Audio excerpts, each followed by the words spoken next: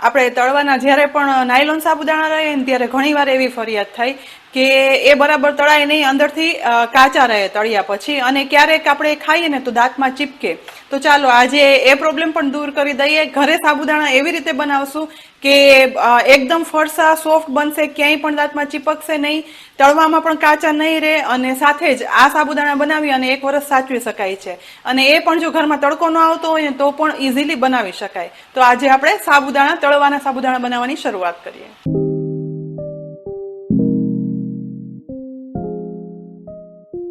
તળવા માટેના સાબુદાણા બનાવવા છે અને એમાંથી ચેવડો બનાવવો હોય તો પણ બનાવી શકાય. એના માટે આપણે સાબુદાણા તો જોઈશે જ. તો અહીંયા મેં લીધા છે સાબુદાણા, જે આપણે રેગ્યુલર વાપરતા હોય ને ફરાળમાં દરેક વસ્તુમાં, તે જ સાબુદાણા લેવાના. તે મેં 1 કપ લીધા છે. તો આ સાબુદાણાને મેં પલાળી લીધા હતા 7 થી 8 કલાક. અને એ પણ 1 કપ સાબુદાણા હોય ને તો તેની સામે 1 જ કપ પાણી ઉમેરવાનું, જેથી પાણીનું પ્રમાણ જરા પણ ના રહે અને એકદમ સરસ પોચા બની અને તૈયાર થાય. અહીં લીધેલા 1 કપ સાબુદાણા છે ને તે એકદમ સરસ 4 થી 5 કલાકમાં પલળી અને મોટા થઈ ગયા. તો સૌથી પહેલા આ સાબુદાણાને આ રીતે મેશર વડે મેશ કરવાના છે, જેથી તેમાંથી સ્ટીકીનેસ છે ને તે રિલીઝ થશે. અને જેટલું સરસ સ્ટીકીનેસ રિલીઝ થશે ને તેટલા તળવાના સાબુદાણા છે ને તે વધારે ફૂલશે. તો અહીં આ રીતે 4 થી 5 મિનિટ મસળ્યા પછી જોઈ શકાય છે કે સાબુદાણા છે ને તે થોડા એવા આખા રહ્યા અને થોડા એવા મેશ થઈ એક થોડું થીક સ્ટીકી પલ્પી મિશ્રણ બની અને તૈયાર થયું છે. બસ આવું મિશ્રણ બને એટલે તેને સાઈડમાં રાખી અને ગેસની મીડિયમ ફ્લેમ પર એક સોસપેનની અંદર 1 કપ પાણી ઉમેરી દેવાનું. હવે એ જ રીતે મેઝરમેન્ટ કરી બીજું 1 કપ પાણી પણ લઈ અને ઉમેરી દઈશ. અને આ પાણીને આપણે ગરમ કરવાનું છે. અહીં પાણી છે ને તે હાર્ડથી અડકી શકાય ને તેવું સતપથી થોડું વધારે ગરમ થાય ને એટલે ગેસ બંધ કરી દઈશું અને પાણીની પેનને નીચે ઉતારી લેવાની. એ પછી લઈશું કુકર. મેશ કરેલા સાબુદાણાને બાફવા માટે હું આજે કુકરનો ઉપયોગ કરવાની છું, કારણ કે તે જાડા તળિયા વાળું છે. પણ જો કુકરનો ઉપયોગ ન કરવો હોય ને તો નોર્મલ જે આપણે જાડા તળિયા વાળી કઢાઈ છે ને, એલ્યુમિનિયમની લ્યો કે સ્ટીલનો કે નોનસ્ટિક કોઈ પણ ઉપયોગમાં લઈ શકાય છે. જાડા તળિયા વાળું તપેલું પણ ચાલે, પણ તો કુકરમાં કરીને તો તેનું ઢાંકણ બરાબર આવી જાય અને એકદમ સરસ બફાય છે. કુકરને ગેસ પર રાખી તેની ફ્લેમ ચાલુ કરી અને લો કરી દઈશું. તેમાં મેશ કરેલા આ સાબુદાણાનું મિશ્રણ છે ને તે બધું ઉમેરી દેવાનું છે. એ પછી સાથે ગરમ કરેલું જે પાણી હતું ને તેમાંથી પહેલા અડધાથી થોડું વધારે પાણી ઉમેરી દેવાનું.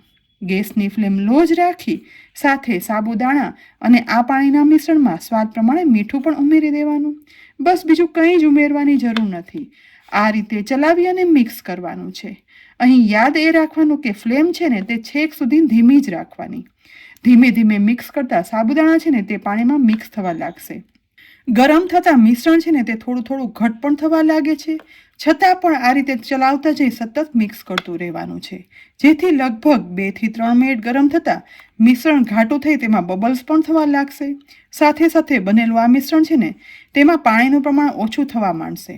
તો આ સમયે મિક્સ કરતા બાકી રહેલું ગરમ પાણી છે ને તે પણ ઉપરથી ઉમેરી દેવાનું અને ફરીથી મિક્સ કરવાનું છે.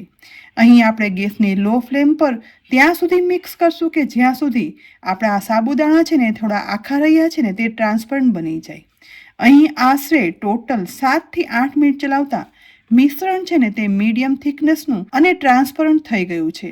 તેમાં રહેલો પલ્પ જુઓ ટ્રાન્સપરન્ટ દેખાવા લાગ્યો છે. સાબુદાણા થોડા સેમી ટ્રાન્સપરન્ટ લાગે છે, પરંતુ તે પણ આગળના સ્ટેપ પછી એકદમ ટ્રાન્સપરન્ટ થઈ જશે. જુઓ, બહુ વધારે થીક નહીં, પરંતુ આવી મીડિયમ કન્સિસ્ટન્સી આ મિશ્રણની રાખવાની. બસ આ સમયે હવે કુકરનું ઢાંકણ લઈ અને ઢાંકી દેવાનું. સીટી પણ લગાવી દેવાની, જેથી તેમાં પ્રેશર ક્રિએટ થશે.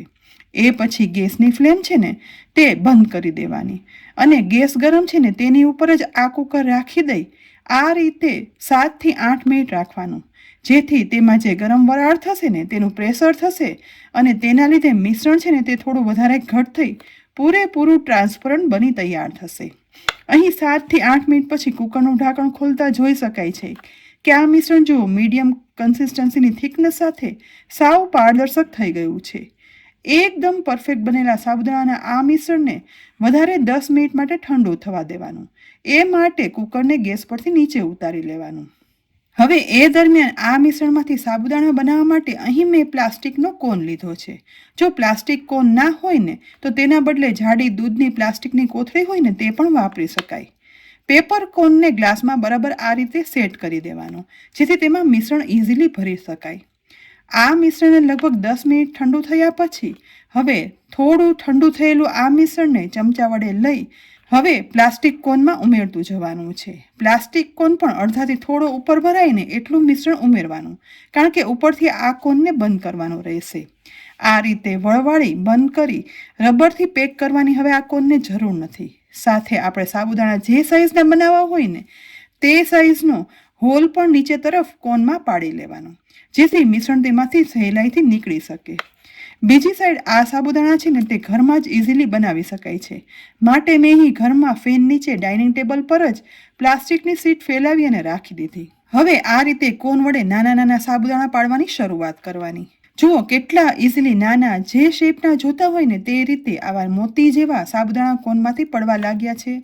તળવાના સાબુદાણા બનાવવાની એકદમ છે ને ઇઝી અને સહેલી ટ્રીક. આ રીતે મીડિયમ થિકનેસના મિશ્રણમાંથી સાબુદાણા સહેલાઈથી પડી જશે. કોન પ્રેસ કરવામાં જરા પણ જોર કરવાની જરૂર નહીં પડે. બાળકો પણ ઇઝીલી પાડી શકે અને તે લોકોને તો પાડવાની મજા પણ આવે. પણ ઘરમાં જો આપણે આ રીતે પાડી લઈએ ને તો તે લગભગ 8 થી 10 કલાકમાં જ એકદમ સુકાઈ અને કડક થઈ જશે. આ રીતે ડાઇનિંગ ટેબલ ઉપર બધા મિશ્રણમાંથી સાબુદાણા પાડી અને તૈયાર કરી લીધા. આ પાડવામાં મને અડધી કલાક જેટલો સમય લાગ્યો અને મેં બપોરે સાબુદાણા પાડ્યા હતા ને એટલે તેને બીજા દિવસ સવાર સુધી સુકાવા દીધા. એ પછી અહીં જુઓ સાવ સુકાઈ અને આ સાબુદાણા કડક થઈ ગયા છે. ઇઝીલી હાથથી આ રીતે હું ભેગા પણ કરી રહી છું, જરા પણ તે ચીપક્યા નથી. તો બસ સુકાયેલા સાબુદાણાના અવાજ ઉપરથી પણ તમને ખ્યાલ આવશે આ સાબુદાણા કેટલા ક્રિસ્પી બન્યા હશે અને દેખાવમાં તો એકદમ મોતી જેવા બની અને તૈયાર થયા છે. સુકાયેલા બધા સાબુદાણાને લઈ ભેગા કરી લેવાના અને વર્ષભર સાચવવા હોય ને તો એરટાઈટ પેક કરી અને રાખી દેવાના.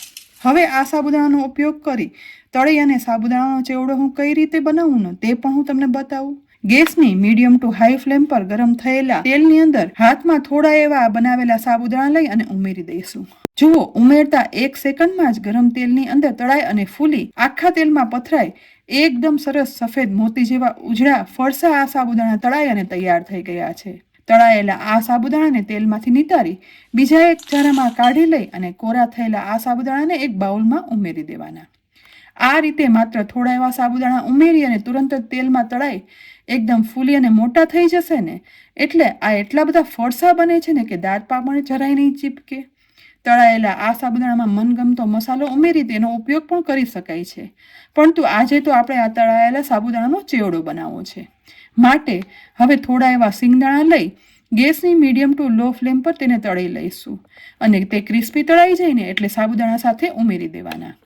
અહીં જો તમારે ડ્રાયફ્રૂટ તળી અને ઉમેરવું હોય ને તો તે પણ ઉમેરી શકાય. તેની સાથે જ મેં થોડી એવી સૂકા કોપરાની ચિપ્સ પણ કરી લીધી હતી. તેને પણ આ ગેસની લો ફ્લેમ પર તેલની અંદર ઉમેરી અને તળી લેવાની છે. ગોલ્ડન બ્રાઉન તળાયેલી કોપરાની ચિપ્સને બનાવેલા ચેવડામાં સાથે ઉમેરી દઈશું. અને હવે સૌથી છેલ્લે મીઠો લીમડો અને લીલા મરચાં છે ને તે પણ તેલમાં તળી લેવાના. ક્રિસ્પી કડક થાય ને એટલે બનાવેલા ચેવડાના મિશ્રણમાં ઉમેરી દઈશું. જુઓ ફરાળ માટે આ સાબુદાણાનો ચેવડો વાપરવો છે ને એટલે હું મસાલો પણ એ રીતે કરું છું. તેના માટે મરી પાવડર સૌથી પહેલાં સ્પ્રિંકલ કરી દઈશ. પસંદગી પ્રમાણે અને તીખાસ પસંદ હોય ને તે રીતે મરી પાવડર ઉમેરી એ પછી મીઠું પણ સ્વાદ પ્રમાણે ઉમેરવાનું. યાદ એ રાખવાનું કે સાબુદાણામાં આપણે મીઠું ઉમેરેલું જ હતું એટલે માત્ર ઉપરથી ઉમેરેલી બીજી વસ્તુ પૂરતું જ મીઠું ઉમેરવાનું. ગળાશ માટે ખાંડનો પાવડર ઉમેરી દઈશ. બધું એકદમ સરસ રીતે ચલાવી અને મિક્સ કરી લેવાનું. જુઓ કેટલા સહેલાઈથી એકદમ બહાર મળે ને તેવો તળેલા સાબુદાણાનો ચેવડો બની અને તૈયાર થઈ ગયો છે. કદાચ બહારથી પણ વધારે સ્વાદમાં સરસ બનશે અને એકદમ તેલ ભરાયા વગરનો ફરસો તો એટલો ને કે હાથમાં લઈને પ્રેસ કરો ને તો એકદમ ભૂક્કો થઈ જાય. ફ્રેન્ડ્સ, ઘરે સાબુદાણા બનાવવાની આજે મેં તમને એકદમ સહેલી નવી રીત બતાવી. તમને આ રીતને કેવી લાગી ચોક્કસથી કહેજો અને આ રીત ટ્રાય પણ કરજો. અને 12 માસ માટે સાબુદાણા આ રીતે બનાવી અને રાખશો ને તો ગમે ત્યારે ફરાળી ચેવડો બનાવી શકાય અને ખાઈ શકાય. અને એમનેમ પણ સાબુદાણા બાળકોને ભાવશે જ. વિડીયો જો ખરેખર ઉપયોગી લાગ્યો હોય ને તો આ રેસીપીને લાઇક કરી અને શેર કરી દેજો. સાથે જ અમારી યુટ્યુબ ચેનલ સબસ્ક્રાઇબ કરી અમારા ફેસબુક પેજને લાઇક કરી અને ફોલો કરી લેજો, જેથી આવનારી અનેક રેસીપીના વિડીયોના અપડેટ્સ તમને તુરંત જ મળે. આવતીકાલે ફરી મળશું એક નવી રેસીપી સાથે. ત્યાં સુધી આવજો.